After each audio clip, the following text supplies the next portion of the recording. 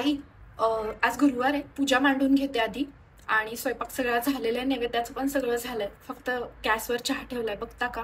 मला ऑफिसला पण जायचंय, पूजा पण मांडायची, माझी खूप गडबड होईल. गडबडच असते नेहमी तुमची. सुट्टी घ्यायची एक दिवस. बघावं तेव्हा फक्त कामाच्या टायमिंगला ऑफिसचे कामाची नाटकं तर सांगायची. आधी चहा देते, मग पूजा मांडते.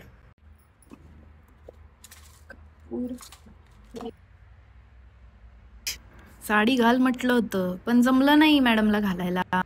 एवढ्या पहाटे पूजा मांडतात का? आणि सगळी काम बाजूला ठेवून पहिली पूजेलाच बसलीये. काय कामांच्या नावाखाली फक्त करायचं निघायचं असंच चाललेलं आहे. माझ्या गुडघ्यांनी जमत नाहीये मला, नाहीतर मी बघितलं असतं एकाएकाला. काय गरज आहे कोणाची हे करायची? आहो, शांत बस, काय शांत बस, आवरा पटकन. आणि तिला चहा ठेवायला सांगा, मी नाही काय करणार. गोमूत्र शिंपड ग जरा. कसल्या होत्या आणि कसल्या नाही त्या दिवशी आलेल्या मैत्रिणी. शिंपड मी पेढे आणायचे विसरले नैवेद्याला, पण मी खीर बनवली आहे आणि साखरी आहे, केळी आहे, बाकीचे फ्रुट्स आहेत. तर एक दिवस आपल्याकडे पेढेच नैवेद्य असतो, पण विसरल्या लगेच ते पण. कुठलाच देव असं सांगत नाही की पूजा करताना साडी घाल. कुठलाच देव असं म्हणत नाही की पूजेसाठी स्वतःच्या सुनेचा अपमान करा. एखादा प्रसाद नसेल तर देवही ॲडजस्ट करून घेतो.